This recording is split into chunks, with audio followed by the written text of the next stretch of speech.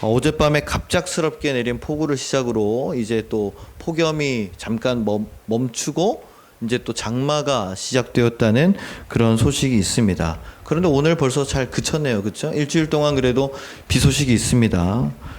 참 이렇게 또 폭우가 오자마자 또 지하가 또 오늘 물이 바로 넘쳐서 첫 개시를 또 이렇게 했습니다. 다행히 또 크게 많이 넘친 것 같지는 않았는데 또 김혜수 전사님이 또 이상철 권사님과 먼저 오셔가지고 바로바로 처리를 해주셔서 감사합니다. 우리 생각에는 더위도 좀 적당히, 비도 적당히 이렇게 좀 뭐든지 적당히 오면 좋을 것 같은데 이 날씨라는 게 적당히가 없더라고요. 그렇죠? 더울 때는 아주 죽을 것 같이 덥고 또 비가 올 때는 뭐 언제 한번 비가 40일도 넘게 계속 온 적이 있었죠. 그렇죠? 장마가 진짜 오래된 적도 있는데 그래도 오늘은 우리에게 주시는 은혜가 비처럼 우리의 마음 가운데 영혼 가운데 가득히 내려와서 우리를 위로해 주신 시간 되시기를 주님의 이름으로 부탁을 드립니다. 오늘도 지난주에 이어서 우리 고린도전서를 통해서 성도의 연합 두 번째에 대한 말씀을 나누려고 합니다. 예수님과 연합하고 또 교회에 연합하고 우리 성도의 연합을 통해서 제가 바라는 게 있습니다. 누구든지 새로운 사람이 우리 교회를 찾고 또 우리 교회에서 같이 신앙생활을 하고자 할 때 우리는 작은 교회다 보니까 아무래도 우리끼리 똘똘 뭉쳐지는 어떤 그런 경향들이 없을 수가 없을 겁니다. 그러다 보면 새로운 사람들이 녹아들지 못하고 튕겨져 나가는 경우도 종종 생길 수도 있습니다.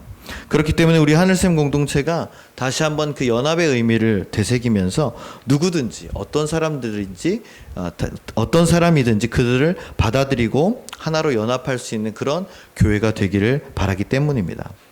제가 가능하면 매주 따로 시간을 내서 우리 성도님들을 또 뭐 제자 양육이나 이렇게 그런 시간을 가지면 좋은데 우리가 이 시간에 오히려 일주일에 한번 딱 집중해서 서로 말씀을 듣고 하나님의 제자도를 배우며 따를 때 그리스도의 연합은 자연스럽게 일어나게 될 줄로 믿습니다. 그런데 연합이라는 게 참 어렵죠. 한번 예를 들어 보겠습니다. 여러분 짜장면집에 가서 중국집에 가서 이제 탕수육을 시키게 되시면은 자 그러면 탕수육을 소스를 부어 먹는 부먹파가 있고요. 그렇죠? 찍어 먹는 찍먹파가 있습니다. 소스를 부으면은 속까지 그 소스가 촉촉하게 스며들어서 이가 고기가 이제 좀 흐물흐물 촉촉해지네. 그렇죠? 이가 안 좋으신 어른들은 이제 부먹파가 좀 더 좋으시죠. 그렇죠? 그렇게 된다는 부먹파의 주장이 있고요. 아니 무슨 소리냐? 이 탕수육 그 튀김옷에 바삭바삭한 맛이 있어야 맛있게 먹을 수 있다. 그래서 찍어 먹어야 된다. 그런 찍먹파의 주장이 있습니다. 여러분은 어느 쪽이십니까? 자, 부먹파 한번 손들어 보십시오. 탕수육 소스를 부어서 푹 잠기게 먹어야죠. 부먹파. 네. 네. 오, 예찬이 좋습니다. 자기 주장이 강해야죠. 자, 무슨 소리냐? 찍먹파. 튀김옷이 있어야지. 자, 바삭바삭해. 저는 상관없습니다. 손들어 보십시오. 역시 우리 동호. 네. 그렇지 않아서 먹는 거면 다 좋죠. 그렇죠? 네, 맞습니다. 이렇게 여러 가지가 있습니다. 근데 예전에는 그렇지 않았죠. 예전에는 뭐 이런 게 중요했습니까? 부먹파, 찍먹파가 안 중요했죠. 그냥 탕수육 시키면은 그냥 소스를 무조건 부었어요. 그죠? 요즘 들어서 이제 막 이렇게 부먹, 찍먹 이런 게 있는데 요즘은 만약에 내가 좀 어른이라고 해가지고 탕수육 소스를 그냥 부어야지 쫙 부으면 어떻게 됩니까? 난리가 납니다. 진짜 젊은 것들 손도 안 대요. 그러면서 야 왜 안 먹어? 그러면 이런 웃음을 짓습니다. 예 먹고 있어요. 이렇게 얘기를 하는 거죠.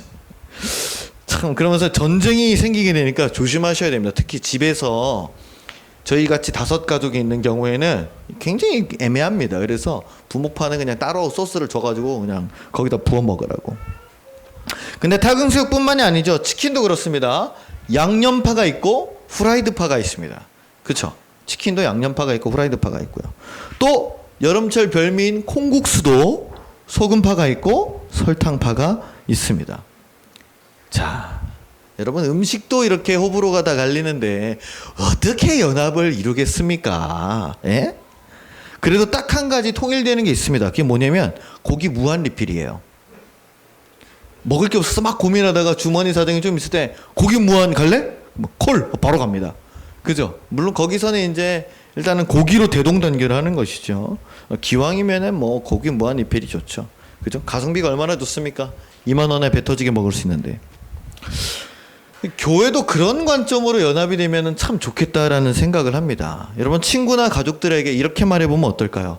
아, 이번 주 내내 내가 영적으로 너무 허기졌는데 우리 교회 가서 은혜 충전할래? 네? 또는 썸 타는 청년들이 있으면은 이렇게 물어보면 어떨까요? 우리 오늘 교회 가서 1시간 동안 찬양 파티하며 머리 좀 흔들어 볼래? 요즘 마음이 심란한 것 같은데 우리 성경 말씀 읽어보면서 하나님께서 우리에게 주신 음성 들어볼래? 예? 이렇게 이런 얘기를 할 수 있으면 얼마나 요게 좀 요즘에 이야기하는 그 MG 플러팅이라고 MZ 세대들이 누군가를 꼬실 때 하는 멘트가 이런 식으로 한답니다. 이런 식으로 할 수 있으면 얼마나 좋아요. 사람 눈치 안 보고 하나님 안에 우리가 실컷 은혜 받을 수 있는 곳이 이 교회라면, 그래서 내가 기꺼이 찾아오는 곳이 교회라면, 일주일 동안 내가 영적으로 허기졌기 때문에 이 은혜를 충분히 우리가 마음껏 흡수하고 새로운 힘을 얻기 위해서 찾아오는 것이 교회라면 얼마나 좋겠습니까? 물론 여기 오늘도 나오신 우리 하늘샘 성도 여러분들은 당연히 말씀 안에 성도 안에 하나됨을 기뻐하시는 줄로 믿습니다. 오늘 말씀에서도 사도 바울이 이렇게 말했습니다. 뭐라고 얘기했냐면 오늘은 그 성만찬에 대한 이야기를 하고 있어요. 고린도전서에 보면은 내가 전하는 것은 그리스도 예수께 받은 것이다. 우리가 주 안에서 떡을 먹고 이 잔을 마실 때마다 주의 죽으심을 기억하는 것. 내가 그것을 받았기 때문에 내가 전하는 것은 이것뿐이라는 거예요.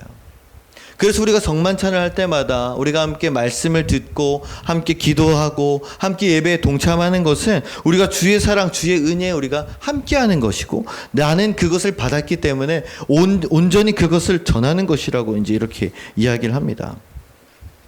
어제 우리 사랑하는 이혜경 주사님 댄스 교습소 신방 예배를 이렇게 다녀왔는데 도봉산 자락에 이렇게 있더라고요. 거기 도봉산 자락에 이렇게 딱 있었습니다. 사역자들과 여선교회가 함께 가서 이렇게 신방 예배를 드리는데 참 좋았습니다. 무엇보다도 끝나고 너무나 맛있는 전복찜을 사주셨어요. 젤라도식 으따 그냥 끝장나는 그 전복찜이 이렇게 엄청 맛있더라고요. 네, 보쌈도 엄청 맛있었습니다. 그 처음 먹어봤어요. 저는 그런 거를. 그래서 너무너무 행복했습니다. 우리 집사님께서 우리 하늘샘 오신 지가 거의 6, 7년 다 돼가는데 우리 혼자 오셨다가 또 아이들을 데려오시고 또 우리 최영태 권사님까지 끝끝내 데리고 오시면서 집사님 가정과 우리 교회가 하나가 되었죠. 그래서 목사로서 그 모습이 정말 아름답고 참 감사했습니다. 그동안 여러 가지 일들이 있었음에도 불구하고 흔들리지 않고 이 자리를 지킨다는 것 얼마나 중요하고 어려운 일인지 우리 이 집사님뿐만 아니라 여기 계신 모든 우리 성도님들이 동일하시기 때문에 더욱더 감사한 일입니다. 제가 신방 예배를 드리면서 그런 말씀을 드렸어요. 이제 이곳에서 이 댄스 교습소에서 만나는 사람들마다 우리 이 집사님을 보고 예수님의 사랑을 느끼고 또 이 교습소가 라인 댄스를 가르쳐 줄 뿐만 아니라 예수님의 복음을 전하는 제2의 하늘샘, 제2의 헤븐인 선교센터가 되게 해달라고 제가 축복했습니다. 할렐루야. 세상 사람들이 우리를 볼 때요, 나의 모습 속에서 그리스도인의 성화의 열매가 분명히 나타나게 된다면 그것이야말로 가장 큰 축복이고 가장 은혜인 줄로 믿습니다. 우리를 바라보는 세상의 하늘샘 교회를 바라보면서 야, 저들이 서로를 얼마나 사랑하는지를 봐라. 저들은 진짜 예수님을 사랑하는 사람들이다. 그리고 저 교회는 진짜 그리스도인들이 모인 곳이다라고 우리 하늘샘 교회를 칭찬한다면 분명히 여러분들을 통해서 아름다운 그 열매가 맺어지고 있는 증거인 줄로 믿습니다. 하지만 우리가 착각해서는 안 되는 게 있어요. 그게 뭐냐면요, 성도들이 모인 교회는 죄가 없는 사람들이 모인 곳이 아니다라는 거예요. 흠없고 완벽한 사람들이 모인 곳이 아니다라는 거예요. 종종 어떤 사람들, 특히 교회를 다니지 않는 사람들과 이런저런 얘기를 하다 보면 그 사람들이 정말 잘못된 편견을 가지고 어떻게 보면 되게 순진한 생각을 가지고 있더라고요. 교회 다니는 사람들은 다 착한 거 아니에요? 교회 다니는 사람들이 어떻게 그런 일들을 해요? 교회 다니는 사람들은 그러면 안 되는 거 아니에요? 자기들은 그런 일 다 하면서, 그렇죠? 우리도 똑같이 다 화장실 가고 똑같이 다 먹고 사는 사람들인데. 우리라고 해서 더 이상 회개할 필요가 없는 사람들이 모인 곳이 아니라는 것이죠. 물론 우리가 교회로 모여서 성도로 불림을 받습니다. 그것은 하나님께 값비싼 은혜를 받고 우리가 그 은혜를 올바로 경험하고 그 복음을 제대로 받아서 그에 맞는 삶을, 합당한 삶을 살아가려고 노력하기 때문에 우리가 성도라고 불리는 것입니다. 또한 동시에 우리가 스스로 죄인이고 내가 연약한 존재임을 깨닫고 늘 회개하면서 나아가기 때문이죠. 즉 교회에 모인 성도들이 가장 먼저 연합해야 된다는 것은 첫 번째, 바로 이 죄에 대한 용서인 줄로 믿습니다. 사도 바울은요, 성도의 하나됨에 있어서 끊임없이 이 용서할 것을 권면합니다. 그것이 바로 하나님께서, 예수님께서 우리에게 가르쳐 주신 하나가 되기 위한 가장 중요하고 가장 첫 번째 되는 일이기 때문입니다. 한번 생각을 해보면은 이 사도 바울이야말로 가장 먼저 용서를 받은 사람이라는 거예요. 생각을 해보십시오. 바울이 사울일 때 다메섹으로 달려가다가 말 위에서 예수 그리스도의 환상 속에 주님을 만나고 어떻게 쓰러졌죠. 그 눈이 멀었습니다. 자, 눈먼 사울을 거기 있던 그리스도인들이 못 찾아냈겠습니까? 만약에 저라면은 야, 사울이란 사람이 우리를 죽이러 온대. 야, 어떡하냐. 근데 말에서 떨어졌는데 눈이 멀었대. 야, 그럼 너무 좋은 기회다. 이참에 그를 제거하자. 아니, 그리스도 예수님을 따르는 사람들 중에서 과격한 사람이 있을 수도 있잖아요. 그렇죠? 이 인간만 없애버리면은 우리가 신앙생활 하는데 아무 문제가 없을 것이다. 이놈 때문에 우리가 얼마나 큰 피해를 받았냐. 이놈 때문에 죽어간 우리 동포들이 얼마나 많냐. 가만두면 안 된다. 직접적으로 죽이진 않더라도 그 눈먼 사울을 찾아서 줄로 꽁꽁 묶은 다음에 그 이스라엘 유대 광야가 엄청 넓고 깊거든요. 거기다가 던져놓으면 알아서 죽을 거예요. 그죠? 그냥 말라 죽든지 배고파 죽든지 누가 와서 뜯어먹든지 알아서 죽을 일인데, 그럼에도 불구하고 어떻게 됩니까? 주의 종 아나니아가 그를 돌보아주고 안수해주고 세례까지 준 거예요. 여러분, 어떻게 그런 용서가 가능했을까? 아나니아에게 오늘 예수님이 나타납니다. 어디 저기 마을에 들어가면은 사울이라는 사람이 있는데 눈이 멀어가지고 끙끙거리고 있다. 네가 가서 돌봐주고 안수해줘라. 그래서 아나니아가 주님께 이렇게 반문합니다. 아니 예수님, 그게 무슨 말입니까? 그 사람이 예루살렘에서 우리 성도들에게 무슨 짓을 했는지 제가 다 들었습니다. 이번에도 대제사장에게 고난을 받고 우리를 잡아 죽이려 온 것을 제가 알고 있습니다. 그런데 그를 안수하라뇨. 그를 돌보라뇨. 그런데도 아나니아는 예수님의 말씀에 어떻게 해요? 순종했어요. 자신의 생각과 능력으로는요, 도저히 용서할 수가 없습니다. 그러나 예수님의 명령이기 때문에 순종할 수 있다는 것이죠. 왜? 내가 예수님을 믿고 따르기 때문에. 내 생각과 내 능력을 믿고 따르는 게 아니라 누구를요? 예수님을 믿고 따르기 때문인 줄로 믿습니다. 바로 이 용서야말로 이 사도 바울이 경험한 가장 첫 번째요, 가장 큰 은혜라는 것이죠. 그래서 그 이후로 그는 사도들에게 받아들여졌습니다. 정식 제자가 아님에도 불구하고 스스로를 사도라고 일컫게 되었습니다. 그래서 그가 쓴 신약의 편지들을 보십시오. 고린도전서 후서, 디모데전서 후서, 데살로니가 전서 후서, 골로새, 에베소서, 거기 보면 전부 다 사도 바울은 그가 가르쳤던 교회와 성도들이 사도 바울을 어떻게 했습니까? 전부 등졌습니다. 다 배신하고 그를 모욕하고 그를 욕하고 분열하고 떠났습니다. 그럼에도 불구하고 사도 바울은 뭐라고 얘기하는 거예요? 이 신약의 절반 이상 되는 그 편지들에서 온 힘과 사랑을 담으면서 편지를 씁니다. 용서하라. 에베소서 4장 31절과 32절을 한번 보겠습니다. 아마 스크린에 띄워주실 거예요. 한번 읽어보겠습니다. 시작. 너희는 모든 악독과 노함과 분냄과 떠드는 것과 비방하는 것을 모든 악의와 함께 버리고 서로 친절하게 하며 불쌍히 여기며 서로 용서하기를 하나님이 그리스도 안에서 너희를 용서하심과 같이 하라. 아멘. 그렇습니다. 여러분, 용서야말로 우리 정말 제각각 다른 우리를 하나로 묶어주는 가장 큰 힘인 줄로 믿습니다. 여러분, 어떻게 요즘 청년들이 기성세대를 이해하겠습니까? 자기 부모님과도 깊은 대화를 나누기가 어렵고 얼굴 보기도 힘들어하는 이 시대에 정말 저들에게 우리를 이해해달라고 말하는 것이 정말 어떻게 보면은 큰 사치일 수도 있습니다. 어떻게 보면 욕심일 수도 있습니다. 그 나이에 벽을 허물기가 쉽지 않은 거예요. 저희가 지금 한 달째 매주 다른 자리에 앉기 운동을 하고 있습니다. 너무 좋아요. 그죠? 매주 새롭게 앉으니까 매주 새로운 분이 오시는 것 같아요. 여러분 13년 만에 우리 장로님과 김재정 선생님 따로 앉으셨습니다. 엄청난 역사인 거예요, 이것은. 네? 매주 자리를 바꿔 앉으면서 처음에는 청년들만 앉고 장년들만 앉는데 오늘은 그래도 이렇게 좀 서로 좀 이렇게 섞어 앉으셨네요. 본의 아니게 섞어 앉으셨겠지만은. 그러나 그런 것들이 매주 자리를 새롭게 바꾼다는 것은요, 매주 내가 가진 고집과 자존심을 내려놓는다는 뜻이에요. 그렇다면 내가 매주 새롭게 내 옆에 앉은 사람을 보면서 한번 보십시오. 누가 앉았는지 오늘. 여기는 아직도 똑같은 분이 앉으셨네. 매주 새롭게 내 옆에 앉은 사람을 위해서 웃어주고 따뜻한 말을 건네고 기도해주고 손잡아줄 수 있다면은 여러분 우리가 무슨 일이 있을 때 조금은 더 용서할 수 있는 그런 힘이 우리 안에 생기지 않을까요? 그런 용서의 힘이 우리 안에 조금씩 생겨나가기를 주님의 이름으로 부탁을 드립니다. 그런데 교회와 성도는요, 무조건적인 용서만 있어서는 안 될 것입니다. 예수님께서 죄인들을 만나 주셨죠. 그랬을 때 예수님이 묻지도 따지지도 않고 가라 이렇게 하셨습니까? 아닙니다. 예수님 앞에 오는 죄인들은요, 반드시 뭐가 있었습니까? 자신의 죄에 대한 회개가 있었습니다. 즉 무슨 말이에요?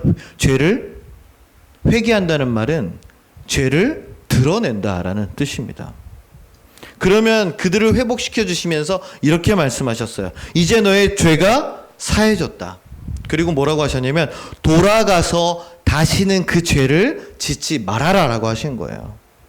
여러분 교회는 죄를 용서할 뿐만 아니라 죄를 지적해야 됩니다.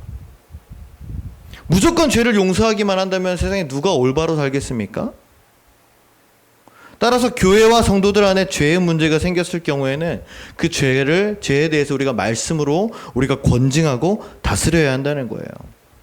오늘 말씀 27절과 29절을 보겠습니다. 거기에 이렇게 써 있습니다. 그러므로 누구든지 주의 떡이나 잔을 합당하지 않게 먹고 마시는 자는 주의 몸과 피에 대하여 어떻게 해요? 죄를 짓는 것이라. 사람이 자기를 어떻게 해요? 살피고 그 이후에야 이 떡을 먹고 이 잔을 마실지니. 지금 무슨 말입니까? 29절. 주의 몸을 분별하지 못하고 먹고 마시는 자는 자기의 뭐를요? 죄를 먹고 마시는 것이다. 이렇게 사도 바울은 이야기합니다. 얼마나 무서운 말씀입니까? 자신의 몸을 분별해야 된다는 거예요. 왜? 우리의 몸이 그냥 내 몸이 아니라는 겁니다. 주의 몸이라는 거예요. 분별해야 된다는 거예요. 얼마 전 모 교단의 총회장 사진이 찍혔습니다. 그런데 그 사진이 어디서 찍혔는지 아십니까? 무인텔에서 찍혔어요. 거기서 왜 찍혔냐? 여성도와 같이 있다는 것이 들통이 났습니다. 그러면서 변명하는 말이 기도해 주려고 조용한 곳을 찾다 보니 아무도 없는 무인텔 주차장을 찾아 들어가서 거기서 기도를 해줬다는 겁니다. 여러분 이해가 됩니까?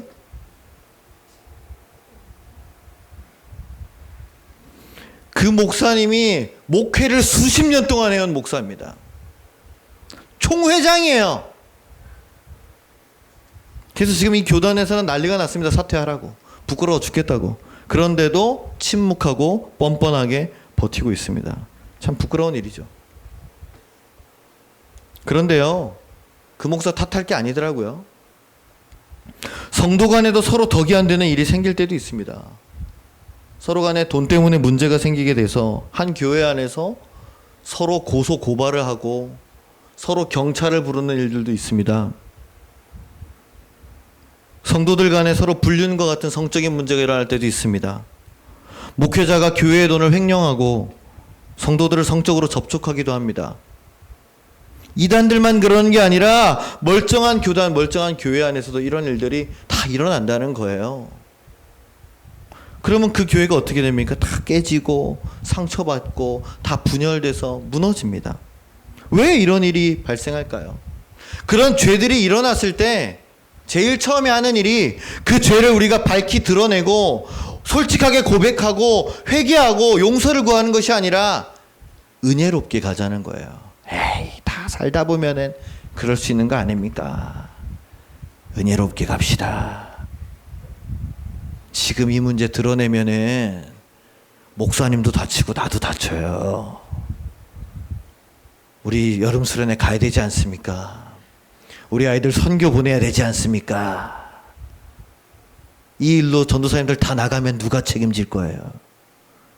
좋게 가자는 거예요, 은혜롭게. 여러분, 분명 잘못된 일에 대해서는 우리가 용서해주고 기회를 줄 수 있습니다. 그러나 그 전에 잘못된 문제를 어떻게 해요? 우리가 분명히 밝혀야 되고 그 문제에 대해서 우리가 신앙적이고 양심적으로 어떻게 책임을 지고 해결할 것인지를 우리가 함께 묻고 그 이후에 충분히 자숙하고 공동체가 받아들일 수 있을 때 용서해야지. 무턱대고 주님의 은혜로 용서를 하다 보면 그 교회와 목회자는요, 어떻게 해요? 건강하고 올바르게 갈 수가 없다는 거예요. 사도 바울이 분명하게 이야기하는 부분이 있습니다. 디모데후서 3장 5절입니다. 읽어보겠습니다. 시작. 경건의 모양은 있으나 경건의 능력은 부인하니. 다시 한번 읽겠습니다. 시작. 경건의 모양은 있으나 경건의 능력은 부인하니 이 같은 자들에게서 내가 돌아서라. 돌아서라. 교회 안에서 열심히 신앙생활을 하는 모습만 우리가 압니다. 그렇죠? 그러나 교회 밖에서는 그렇지 않다면은요. 교회 안에서는 참 이렇게 열심히 신앙생활 잘하고 바른 듯하고 그렇지만은 우리가 알지 못하는, 우리에게 알려지지 않은 여러분의 어떤 개인적인 모습 가운데 사람들과 어울리는 거 좋아하고 놀기 좋아하고 막 술 마시고 욕하고 음담패설을 주고받고 도박과 쾌락을 즐기고 그런 모습이 있다면 경건의 능력이 없다는 것이죠. 뭐 이렇게 말하는 사람도 있습니다. 아, 내가 스트레스를 푸는 방법이 이거밖에 없는데 어떡하냐고. 내가 무슨 도박을 하냐 성매매를 하냐. 가끔 가다 술 마시고 가끔 가다 담배 피는 게 뭐가 그렇게 잘못됐냐고 말이죠. 자기 합리화할 사람이 있습니다. 바울은 분명히 말합니다. 그들로부터 내가 돌아서라. 돌아서라는 것은 완전히 관계를 끊고 다시는 쳐다보지도 말고 다시는 말도 섞지 말라는 뜻입니다. 가끔 페이스북에서 알려주는 과거의 오늘이라는 사진이 뜰 때가 있어요. 그럼 제 마음이 그렇게 속상하고 아픕니다. 교회에서 함께 신안을 가고 울릉도를 가고 제주도를 가고 연탄 봉사를 하고 같이 수요 예배 드리며 같이 라면 먹고 부활절 달걀 전도를 나가고. 여러분 사진을 보면요 그렇게 다들 행복하고 밝게 웃고 있어요. 근데 그 사람들이 지금 여기 없더라고요. 그럼 그게 참 마음이 아픕니다. 그래서 그리움이 사무치면 몰래 그 사람들의 SNS를 들어가서 봅니다. 뭐하고 사나? 어떻게 사나? 근데 그렇게 찾아보다가 제 스스로 너무 구차하고 비참해져서 그냥 다 관계된 전화번호, 카톡, SNS 다 삭제하고 차단해버렸어요. 지금은 알 방법이 없습니다. 근데 여기 있는 우리 청년들은 또 성도님들은 그들과 또 다 좋은 관계를 맺고 있어서 가끔 연락하고 만나기도 할 겁니다. 그것까지 제가 관여할 부분은 아니겠죠. 그런데 걱정되는 부분은 있습니다. 이 하늘쌤을 떠난 시간보다 함께 있었던 시간들이 더 길기 때문에 혹시나 만나게 됐을 때 서로 근황 토크만 하면 좋겠지만 교회에 대한 이야기를 하진 않을까? 무슨 이야기를 할까? 그냥 밥 먹고 커피 한 잔 마시는 정도에 얼마든지 할 수 있죠. 그거는 인간적인 관계니까. 그런데 만나서 술 마시자고 그러면 어떡할 건가? 그럼 거기서 좋은 이야기가 나올까? 그렇게 만나는 게 옳은 것일까? 제가 하늘샘 교회에서 목회하면서 성도님들께 부탁을 드리고 싶은 것은 여러분 하늘샘 교회를 떠난 사람들하고 만나서 이야기를 나눌 때는 신중해지셔야 됩니다. 저는 제가 제 잘못을 인정하고 하늘샘 목회를 그만두겠다고까지 이야기를 했습니다. 그럼 무슨 뜻입니까? 제가 이 목회를 그만둔다는 것은 제 모든 것을 멈춘다는 뜻이고, 저뿐만 아니라 저와 함께 고생하신 우리 어머니, 우리 아내, 우리 아이들까지도 그 모든 상처와 그 아픔을 함께 겪어야 된다는 뜻입니다. 그런데도 다시 기회를 주셔서 제가 목회를 하고 있어요. 여러분들이 적어도 하늘샘의 성도라면 저를 담임 목사로서 믿고 사랑해 주시고 존경해 주신다면은 이 부분에 대해서 굉장히 진지하게 생각해 주셔야 된다는 것이죠. 단순히 좋은 관계였으니까 만나면 되는 거 아니에요? 만날 수 있습니다. 그러나 그렇게 했을 때 제가 받을 상처와 제가 받을 부담과 그런 것들에 대해서도 한 번쯤은 생각을 해 주시라는 것이죠. 교회에 문제가 생겼을 때 교회 안에서 같이 문제를 해결하고 용서하고 화해하고 해결되었다면 좋겠지만은 그렇지 않고 스스로 연락을 끊고 잠수 타고 그렇게 나간 것이라면 저는 그 결정은 옳지 않다고 생각합니다. 그건 공동체의 덕이 안 되는 모습이죠. 어떠한 인간관계도 그렇게 해서는 안 된다고 저는 생각합니다. 여러분, 용서와 권징을 하는 이유는요, 동일한 목적을 가집니다. 예수님이 십자가를 바라보면서 회개하고 사랑으로 인도해야 된다는 것이죠. 죄는 감추는 게 아니라 드러내야 될 줄로 믿습니다. 그리고 그 죄가 드러나면 죄에 대한 회개가 있어야 하고 그 다음에 우리가 그리스도의 마음으로 용서하고 화해가 있어야 되겠죠. 그것이 바로 십자가의 능력이기 때문입니다. 사랑하는 하나님 성도 여러분, 우리가 완벽하지 않음을 기억합시다. 나의 말과 행동이 주님을 따르고 싶지만 그러나 나의 본성이 언제든 튀어나올지 모릅니다. 그래서 누군가에게 오해를 만들고 또 누군가에게 서운함을 만들고 또 상처를 내기도 합니다. 만약 그 당사자가 남이 아니라 내가 되었을 때 내가 그런 사람을 용서할 수 있는지, 내가 그런 사람을 받아들일 수 있을지, 그것이 내 힘이 아니라 오직 그리스도의 사랑 때문임을 우리가 기억합시다. 분명한 죄가 드러났다면 하나님과 교회 앞에 그 죄를 회개하고 또 용서하고 우리가 품어줄 수 있는 힘이 저와 여러분에게도 있기를 소망합니다. 우리가 서로의 허물을 덮어줄 수 있지만 또한 우리가 서로 죄에 대해서 권면하며 함께 올바르게 그리스도의 사랑으로 나아갈 수 있는 저와 하늘샘 가족 여러분 되어주시기를 주님의 이름으로 간절히